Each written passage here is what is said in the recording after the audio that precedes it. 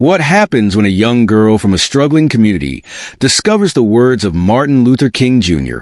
This is the inspiring story of Leah Simmons, a teenager who refused to let division and doubt hold her back.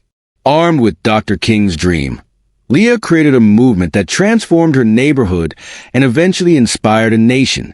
But how did she rise from a small town to the steps of the Lincoln Memorial? Stay tuned to witness her remarkable journey of hope, unity, and leadership.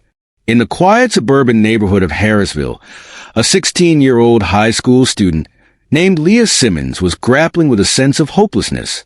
The community, once thriving, had been fractured by growing racial tensions and economic challenges.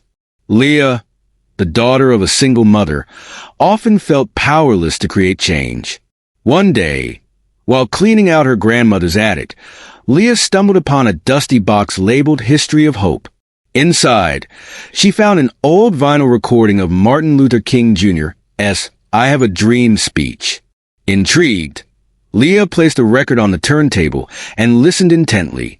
As King's powerful words echoed through the attic, Leah felt an overwhelming sense of purpose. The speech spoke to her deeply, making her believe that change was possible, even in the face of adversity. Tears filled her eyes as she whispered to herself, "If he could dream, why can't I?"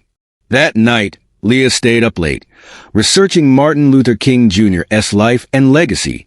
She learned about his courage, his unwavering commitment to nonviolence, and how he inspired a movement that transformed a nation.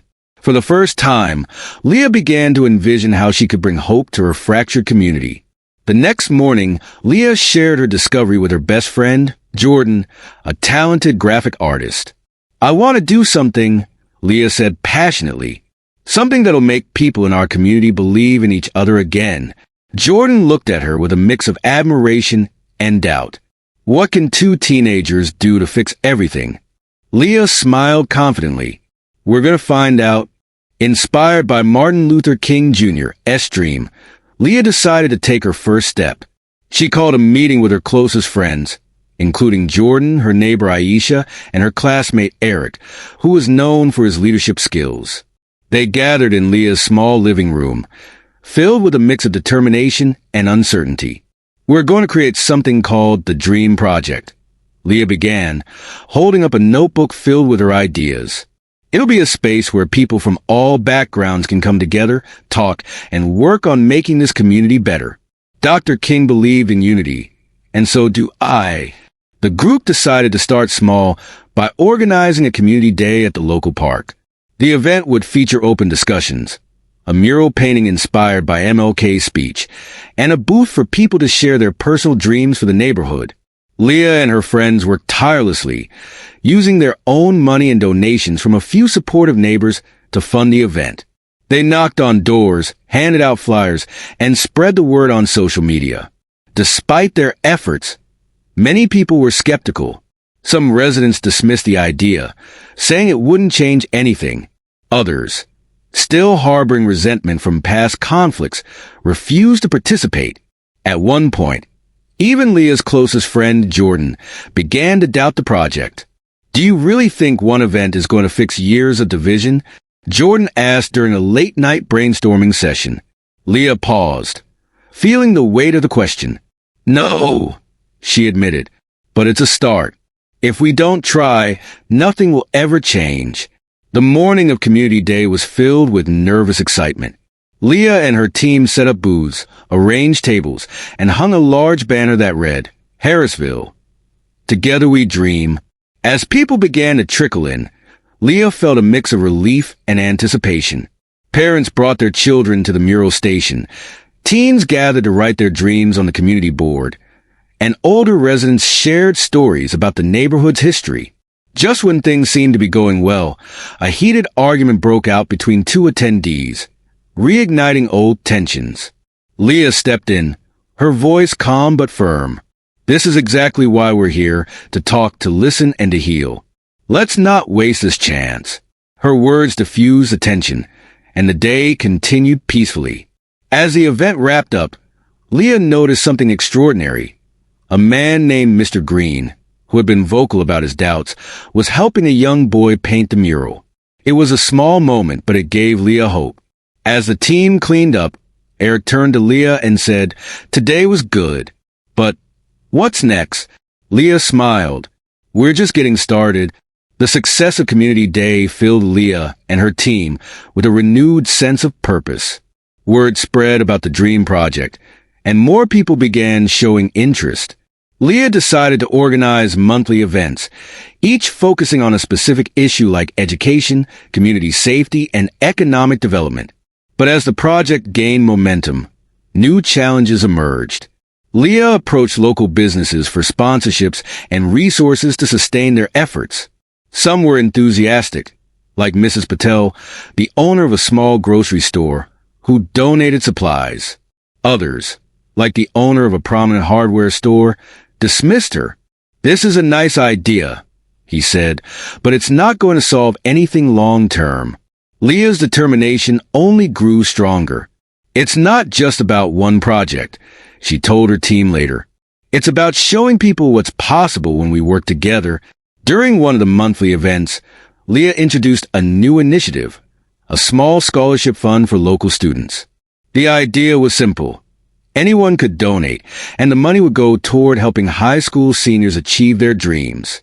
The first recipient was Maya Jones, a talented artist who had dreamed of attending art school but couldn't afford the tuition.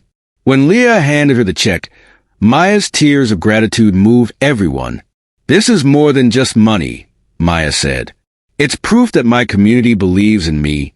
As the Dream Project continued to grow, it caught the attention of local media, and Leah was invited to share her story on a popular radio show.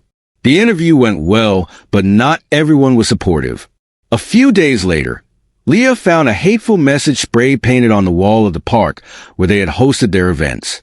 It read, "Dreams don't fix reality." The vandalism shook Leah to her core. "What if they're right?" she asked Jordan, her doubt finally breaking through. Jordan, who had been skeptical at first, now stood firmly by her side. "You told me once that change doesn't happen overnight. Don't let one act of hate stop everything we've built."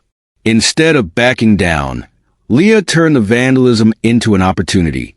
She and her team invited the community to repaint the wall with a mural that celebrated unity and hope. The event drew even more participants than before, and the new mural became a symbol of resilience. As Leah stepped back to admire the finished mural, an older woman approached her. "You remind me of someone I met years ago," she said with a smile. "His name was Martin Luther King Jr. He had the same fire in his eyes that I see in yours." Leah felt a surge of emotion. "Thank you," she said softly. The woman handed Leah a small, weathered book. This was his favorite. "I think it's time you had it." Leah opened the book to see King's name scrawled inside the cover. She held it tightly, feeling the weight of the moment. The book given to Leah, a collection of Martin Luther King Jr.'s speeches and writings, became her constant companion.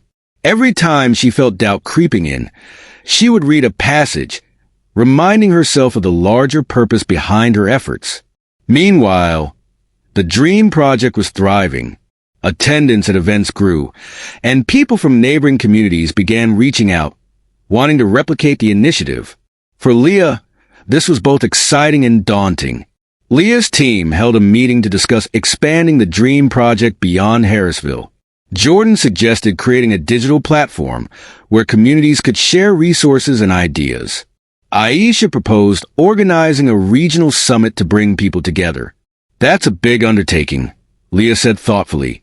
"But if we can pull it off, it could inspire so many more people."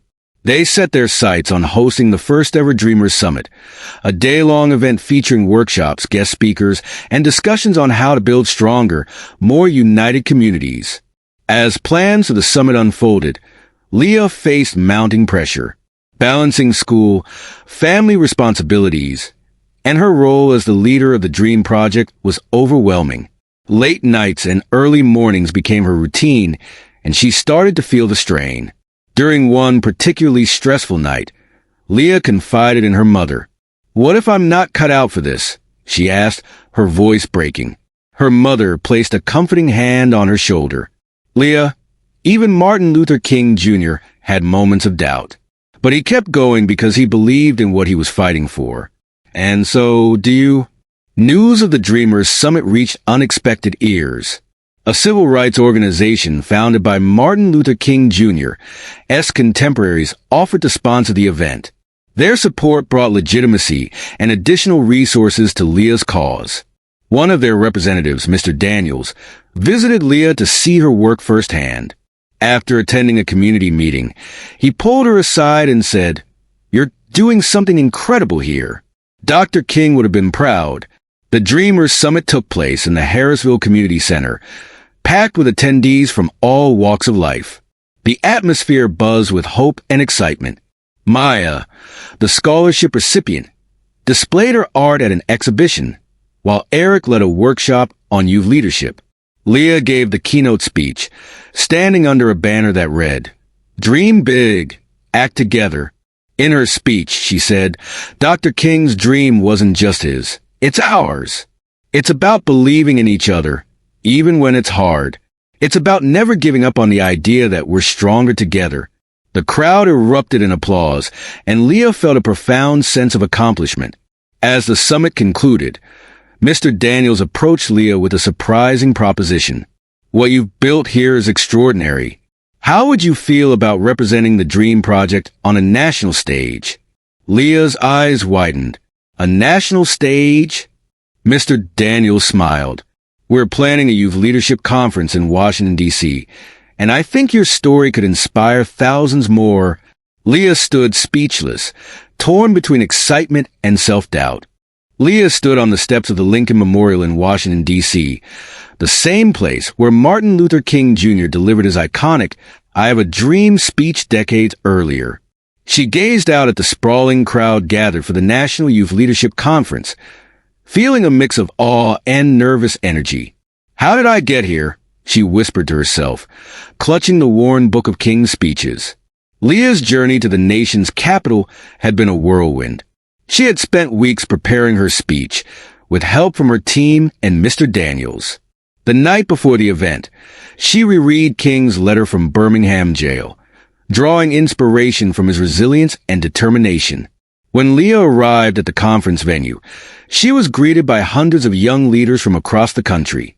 They shared stories of their challenges and dreams, reminding her why she had started the Dream Project in the first place. As Leah took the stage, she looked out at the diverse faces in the crowd. The massive banner behind her read, "Empowering Tomorrow's Leaders Today." She took a deep breath and began, "My name is Leah Simmons, and I'm here because of a dream that started in the heart of Dr. Martin Luther King Jr. and lives on in each of us. I grew up in a community that was divided, where hope seemed out of reach. But one day, I heard Dr. King's words, and they changed my life. He taught me that even when the odds are stacked against us, we have the power to create change if we work together." Leah shared the story of the Dream Project, the challenges she faced, and the victories her community had achieved. Her voice cracked with emotion as she said, "This isn't just my dream. It's our dream. And together, we can make it a reality." The audience erupted in applause, and Leah felt a wave of relief and pride. After her speech, Leah was approached by several attendees, each eager to share how her story had inspired them. One young woman from Chicago said, "You made me believe that I can do something for my community." Later, Mr. Daniels introduced Leah to leaders from national organizations who expressed interest in partnering with the Dream Project to expand its reach. As the sun set over the city, Leah stood at the reflecting pool, holding the book of King's speeches. She whispered, "Thank you, Dr. King. Your dream gave me mine." Back in Harrisville, the Dream Project continued to thrive, now connected to a national network of like-minded initiatives. The mural in the park became a symbol of unity and resilience, with Leah's story inspiring people far beyond her small community. Years later, Leah returned to the Lincoln Memorial to speak again, this time as a leader of a nationwide organization dedicated to empowering young dreamers. Leah Simmons' journey reminds us that one person, fueled by hope and determination, can inspire an entire movement. From her small community to the national stage, Leah proved that Dr. King's dream lives on in all of us. What did you think of Leah's incredible story? Share your thoughts in the comments. I'll try to reply to as many as I can. Don't forget to like, share, and subscribe for more stories of resilience and inspiration. See you in the next video. Asterisk.